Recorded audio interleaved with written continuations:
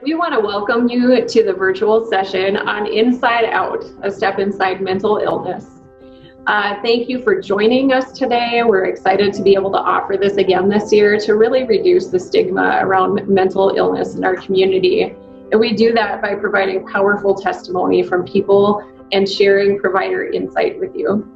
Over the next 8 to 9 weeks, we'll be presenting one topic a week about mental illness that provides that insight and information from medical providers and people living with mental illness.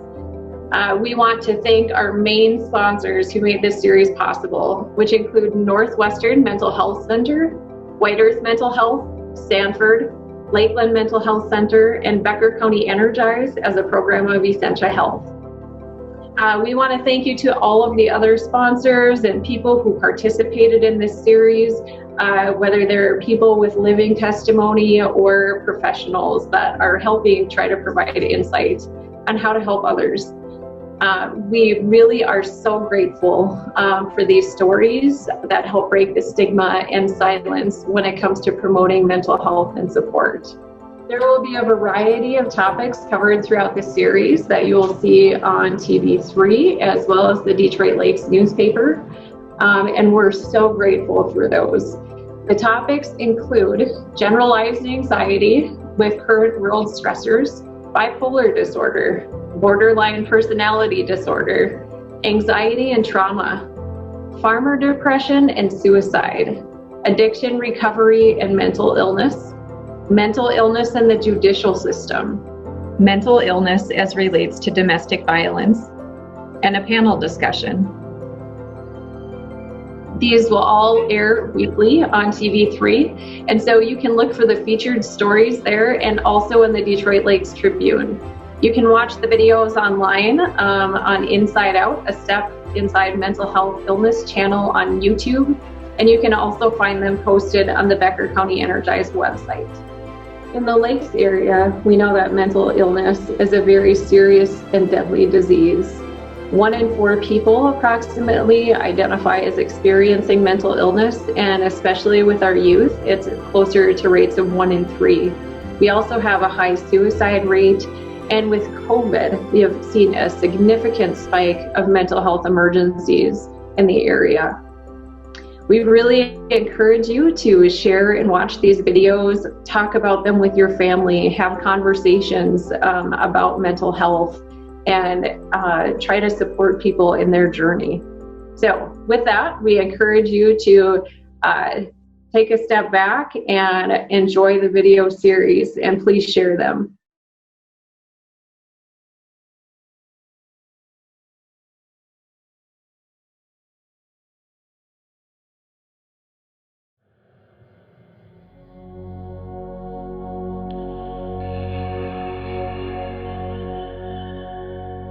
Even before the COVID-19 crisis, 1 in 5 Americans were affected by anxiety or depression or another mental health concern.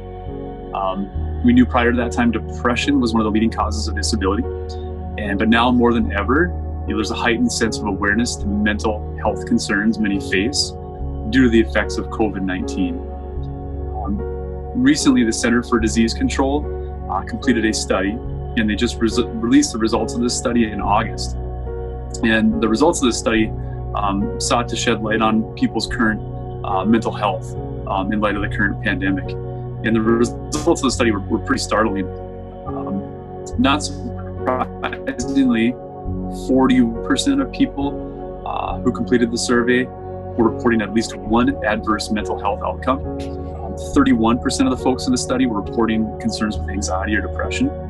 26% of folks were reporting symptoms of trauma associated with the current pandemic. 13% of folks were reporting increased chemical use as a way to help them cope with the current pandemic. And the most concerning statistic out of all of them is that 11% of the people who responded to this survey were reporting that they had seriously considered suicide 30 days prior to completing this survey. So what we're seeing, disconcertingly but not surprisingly, is that there's certainly an increase in mental health concerns that our population is experiencing due to this current pandemic.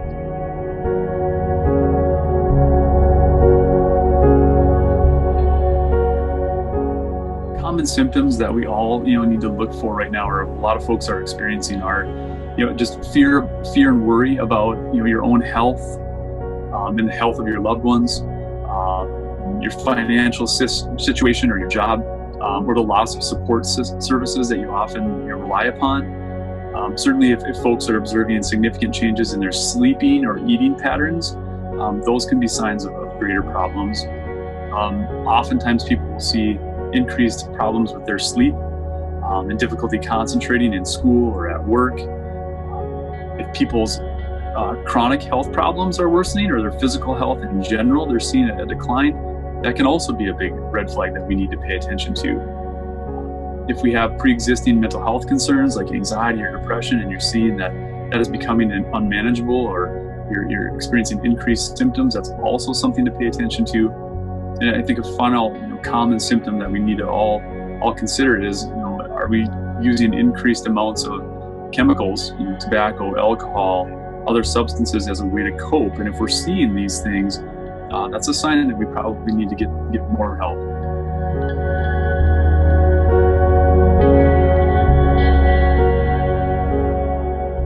Pandemic can be stressful for all people. There's a lot of fear, there's a lot of anxiety. We don't know what to expect. New information is coming at us at all times, and this can feel overwhelming and cause a lot of strong emotions in both adults and children. Public health actions such as social distancing makes us feel isolated. Unfortunately, we're removed from a lot of activities that help us feel supported and connected, and leads to loneliness. However, these actions are, again, necessary right now to spread, to reduce the spread of COVID-19. And coping with stress in a healthy way is going to make you and the people you care about and our community stronger. Okay. One thing that's important to recognize is that everybody reacts to stressful situations differently. How you respond to stress during COVID-19 is going to depend on your background. It's going to depend on your social support system, from your family, your friends. It's going to depend on your financial situation, your health, your emotional background, and the community that you live in. There's a lot of other factors as well.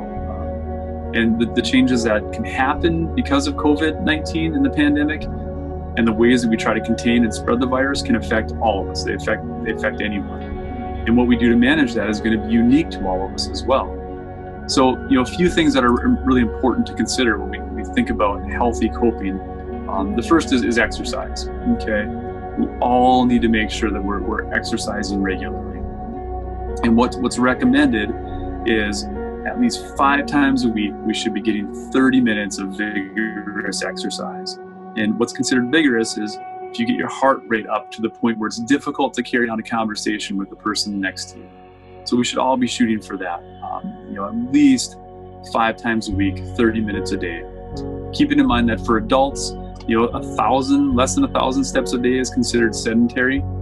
2,000 steps is about 1 mile. And then beyond that is obviously what we should be looking for. Nutrition, as we all know, is very important. We don't want to be skipping meals. We want to choose healthy foods, and we want to avoid the sugary things that we're all tempted to pursue sometimes when we're not feeling well. Sleep is also incredibly important.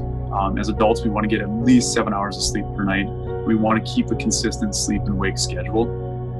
We want to adopt a relaxing bedtime routine. We want to make sure we're turning off electronic devices too, at least 30 minutes before bedtime. And then we also want to try to reduce our fluid intake, before bedtime as well. Another thing that really helps a lot of people cope in a healthy way with stress is to socialize. We have to stay connected to others. We need to work to avoid isolation. And this is where technology is great in that it can afford us new ways to stay connected. And yes, this has been difficult given the current pandemic and the recommendation to stay distanced, but we need to continue to get creative with ways that we socialize and connect with others. One thing that's really also important to think about is pay attention to your inner thinking. What is your own individual self-talk? Is it realistic? Is it accurate? Are you living in an irrational state of fear? Are you entering work or walking to school every day with a helpful, positive mindset, or have you found yourself being overwhelmed by thoughts that lead to more anxiety and sadness? Inner self-talk is an important part of wellness. Self-awareness is also key. We have to be able to check in with ourselves and recognize our own unique forms of stress and take steps to ameliorate that or to reduce that stress in any way that we can. And then again, we talked earlier about addiction and being really mindful of pursuing drugs and alcohol as a form of coping. And so if you're recognizing that increased use of drugs or alcohol is present for you, then that is a red flag that you definitely need to be careful of.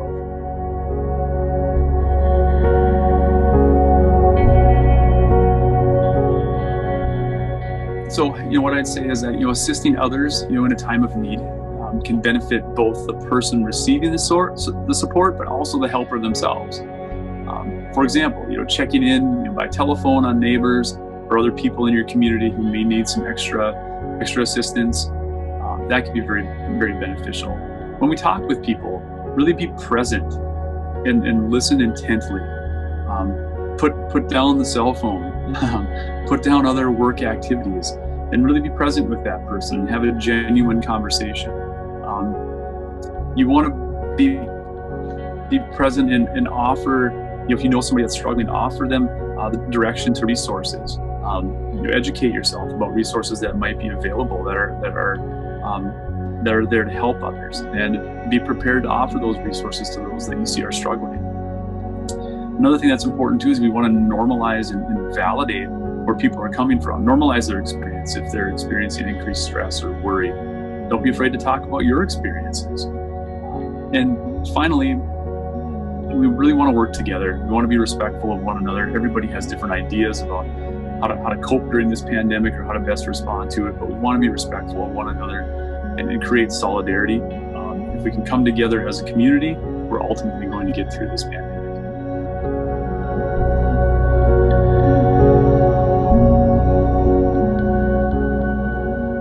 Awareness is key, and oftentimes folks often don't have the best awareness. Certainly within healthcare, clinicians will struggle with this at times. Having that awareness and the willingness to recognize that we maybe need help. So a few things to look for that may suggest that you need additional help is, first, if you notice that you're having a lot of difficulty regulating your emotions or your behavior, your feelings of anxiety or sadness are just really becoming difficult to manage, that would be a big sign that suggests that you may need additional help.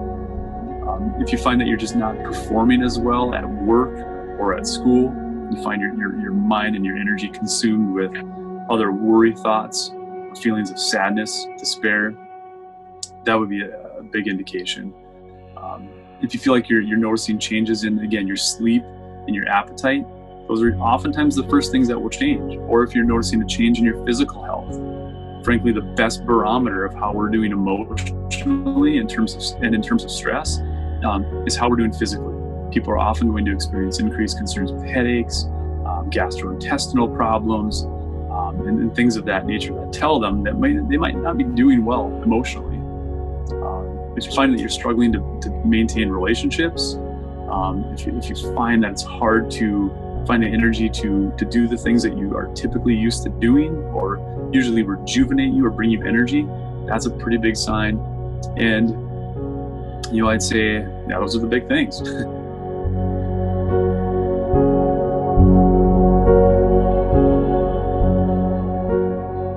The first thing that's important to say is that we want to make sure that we're talking to our kids, about the pandemic and working to reassure them and to assuage a lot of their fears. Certainly, we want to share developmentally appropriate information with them, but it's really important that we take time to talk with our kids about the pandemic and how they're thinking and feeling specifically. We want to, again, answer questions they may have. We want to share facts, trusted facts that we know about COVID-19, and again, in a way that our children can understand. we want to really reassure them that they're safe, and let them know that it's okay to feel upset. You want to talk with them about how you deal with your own stress, so that they learn from you about how to cope with stress in a healthy way.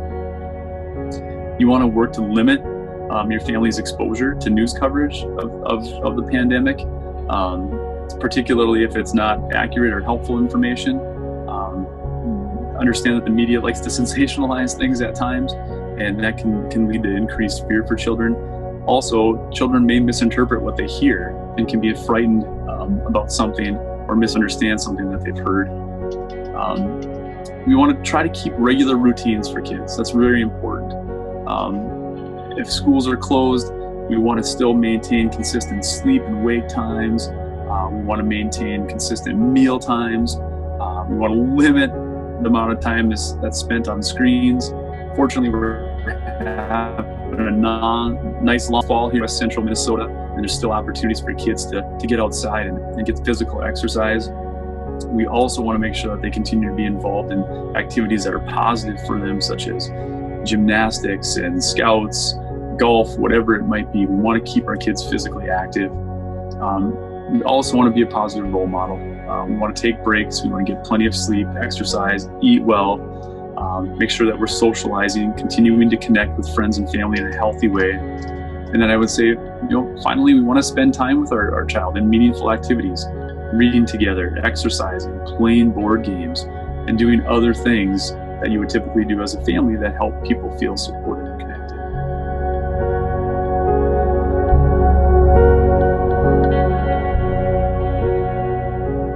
The first thing I'd say is when you have conversations with them, you want to continue to normalize and validate what they might be experiencing. Don't be afraid to share with them how you may be struggling. Don't be afraid to also have a conversation about how you need to be coping in a healthy way, reinforcing the importance of healthy sleep, dietary and exercise habits. Continue to encourage opportunities for social connection and communication with others, obviously in a safe manner. And then I'd say for parents, be prepared and knowledgeable about resources that may be available to your child. If you notice that they are struggling to a point where you're concerned about them or they're not managing their emotions or their behavior very well, you have to be prepared to provide them with resources that they can ultimately take advantage of or reach out to if they are really struggling.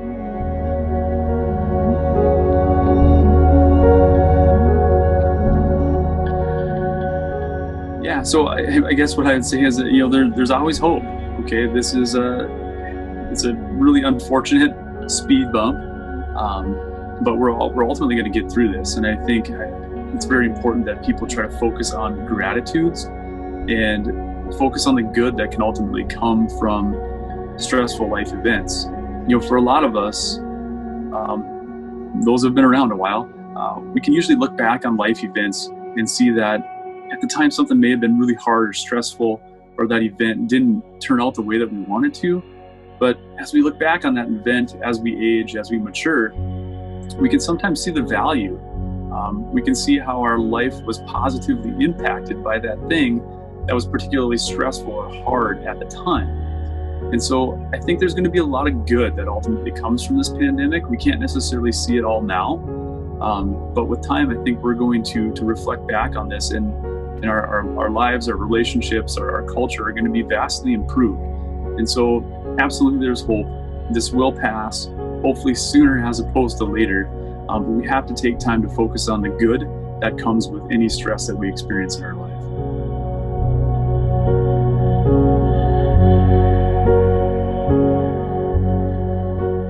So often what I'll hear in my practice is folks feel somewhat sheepish or verbalize that they feel guilty or reluctant to have come in for care because they feel like their problems are somehow less than that of someone else. And so I often spend a lot of time validating people's decision to seek care for their problems. It's not beneficial for us, and it's not beneficial for other people to compare the severity of how we're doing to others. It's important that you seek help if you feel like you need that. the reality is we know 40% of folks who have mental health concerns do not seek out care for their concerns or have access to care for their concerns. And so that's a pretty significant number. Within our community, we are so lucky within Detroit Lakes. There are a number of really great clinicians. There's a number of clinicians and a number of really great clinicians who are available to provide care at any time if you need it. We entered into our profession because we want to help, and so do not feel reluctant to seek out care if you need it. And one thing I think about, for folks who are reluctant to seek care because they don't feel like it's justified, or they don't feel like they're deserving, or they're taking a spot from somebody else. I guess what I'd ask that person is, if you had cancer, would you not seek treatment?